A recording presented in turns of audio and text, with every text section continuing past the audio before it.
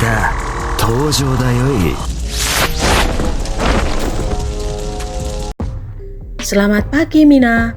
One Piece chapter 1041, chapter berjudul Komurasaki.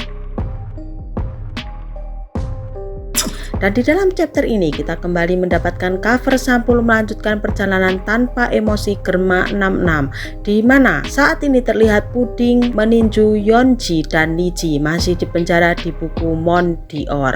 Ini disebabkan Puding sangat kesal pada Yonji dan Niji karena pernah ngebully dan menendang Sanji.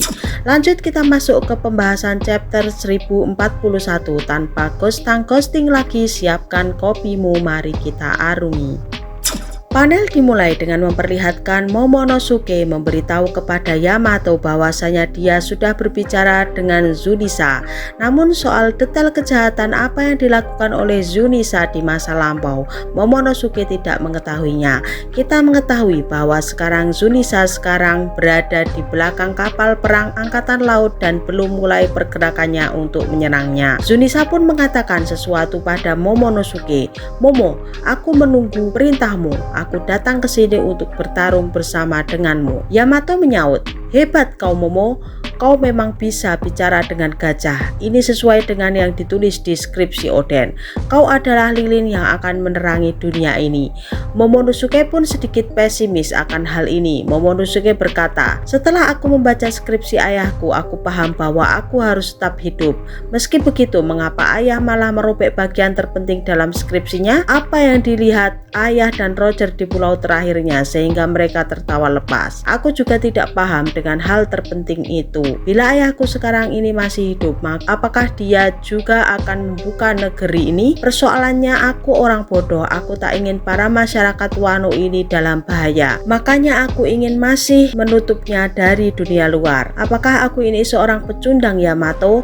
Yamato terlihat terkejut dan merasa ada kekhawatiran pada Momonosuke.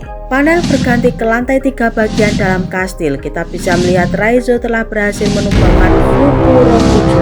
Fukurokuju pun sudah benar-benar telah dilahap api, sementara Raizo masih usil seperti gangsing. Ini dilakukan untuk memadamkan api di sekitar tubuhnya, dan terlihat Jinbe tiba di area tempat Raizo berada. Jinbe berkata, "Hai samurai, ngapain lo di situ? Kenapa lo belum juga kabur dari tempat yang sudah terbakar api ini?" Raizo menjawab, "Kau kawan si topi jerami. Aku sudah siap, ayo bergegas." Panel kembali berpindah ke kuil harta lantai 2. Di sini ada oposisi otoriter si Orochi. Dia sangat kesal dan marah karena Fukurokuju tak kunjung datang ke tempatnya. Orochi bertanya-tanya apakah Fukurokuju telah kabur dari Onigashima seorang diri, dan dia juga bertanya apakah guncangan tadi adalah ulah Kazenbo. Sementara Komurasaki masih istiqomah bermain samisen.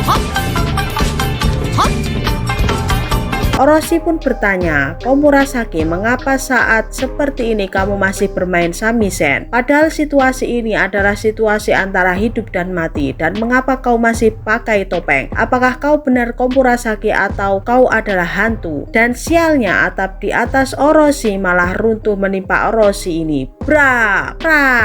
Orochi berkata, "Sial, apa yang terjadi? Aku tidak bisa berubah wujud. Aku tak bisa melepaskan diri dari reruntuhan ini." Saut Komurasaki, "Sepertinya tingkat kewaspadaanmu menurun sehingga kau tidak menyadarinya bila ada atap runtuh tepat di atas kepalamu." Orochi membalas, "Komurasaki, bantu aku. Mengapa kau hanya diam saja? Cepat singkirkan puing-puing ini." Komurasaki menjawab, "Aku telah menancapkan susuk batu laut di dalam tubuhmu supaya kau tidak bisa berubah menjadi belut." Orochi berkata, "Hah, kenapa kau bisa bicara seperti itu? Bukankah kau menyukaiku?" Jawab Komurasaki, "Menyukaimu?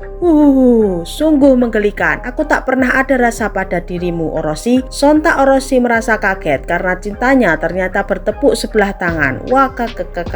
Komurasaki kembali memainkan samisennya dengan lagu yang berjudul Putri Bulan. Dan Komurasaki ini yang memiliki nama asli Kozuki Hiyori. Ingat saat ayahnya mengatakan bahwa dia menyukai lagu itu. Hiyori pun mengatakan bahwa dia akan giat belajar samisen supaya mahir dalam memainkannya. Komurasaki ini melanjutkan perkataannya, "Lagu Putri Bulan adalah lagu yang disukai oleh Kozuki Oden, yaitu ayahku." Nah, karena itu mari kita tersenyum bersama. Orochi shock dong. dengar kalau Oden adalah ayahnya Komurasaki. Percakapan Orochi dan Komurasaki pun kembali terpotong. Panel beralih ke lantai bawah tanah bagian dalam kastil. Di sini ada Izo dan anggota CP0 yang saling menyerang bersama. Izo menembak anggota CP0 dengan topeng bulu tepat pada bagian dadanya. Izo pun sambil berkata, "Kau harus tetap hidup, Kiku." Mereka berdua pun jatuh ke tanah dengan darah yang berserakan serta terluka yang sangat parah. Sementara CP0 bertopeng satunya mengatakan, "Keparat kau, Izo,"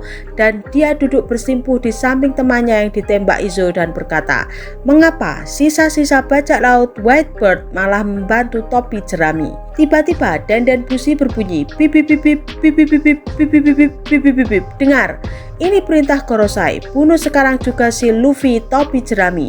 Sontak si CP0 bertopeng tercengang. Apa? Mustahil menghabisi si topi jerami saat ini.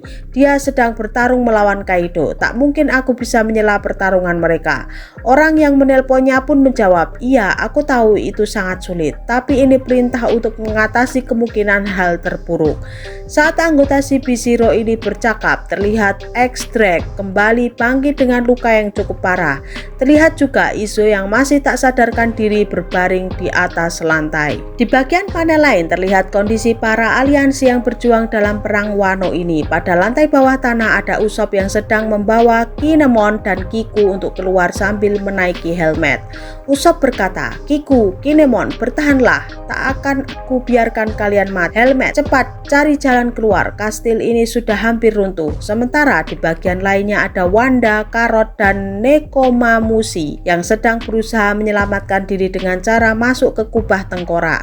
Di sisi lain, akhirnya Franky menemukan Zoro yang hampir jatuh keluar dari pulau Onigashima. "Zoro, kau masih hidup kan?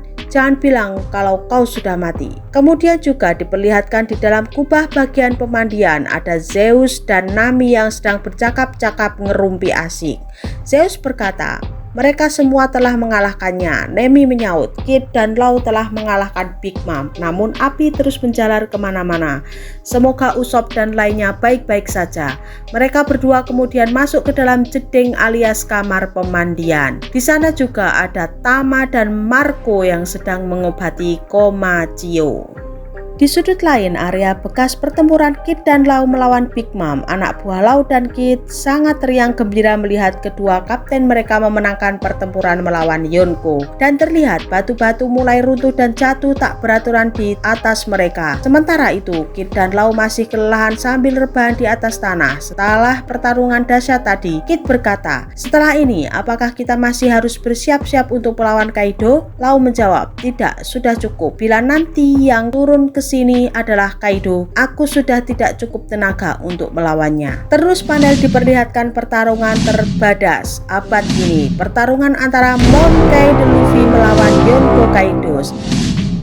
Setelah adu tabrakan Hausoku Haki, mereka berdua berhenti sejenak untuk sekedar bercakap-cakap. Kaido berkata, "Kau pasti juga sadar kan, kedua bocah tengil ini sudah kelewatan. Beraninya mereka berdua menghabisi Big Mom." Luffy menjawab, "Wah, mereka sudah berhasil mengalahkan lawan-lawannya. Mereka semua luar biasa." Kemudian kilas balik terjadi. Awal mula Kaido bertemu dengan Big Mom dalam armada bajak laut Rock. Di sini terlihat Big Mom masih muda dan sangat cantik, jauh berbeda dengan Big Mom sekarang. Big Mom muda pun berkata, "Apa kau punya mulut? Kau tahu kan cara berbicara? Berapa umurmu? Kau baru bergabung dengan Rox ya? Jangan percaya padanya, dia bukan orang baik-baik. Bila kau butuh sesuatu, bilang saja padaku. Namaku Lin Lin. Aku adalah wanita yang akan menjadi ratu di lautan ini. Salam kenal." Kilas balik berakhir dan kita kembali diperlihatkan Kaido berubah dalam mode mabuk menangis. Kaido pun berkata, "Kalau diingat-ingat, ternyata kita sudah kenal cukup lama ya nenek tua. Bahkan kita pernah berjanji untuk bisa mendapatkan One Piece."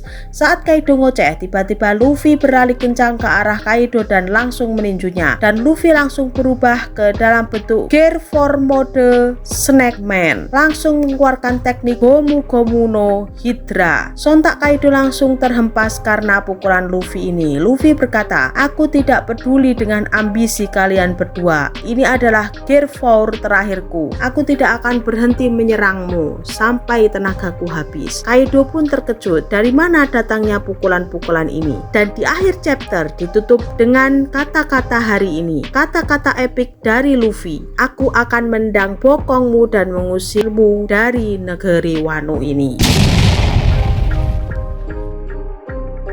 Oke, sampai di sini dulu ya Mina storytellingnya. Apabila ada sedikit noise atau kata-kata yang kurang berkenan, mohon dimaklumi dan dimaafkan.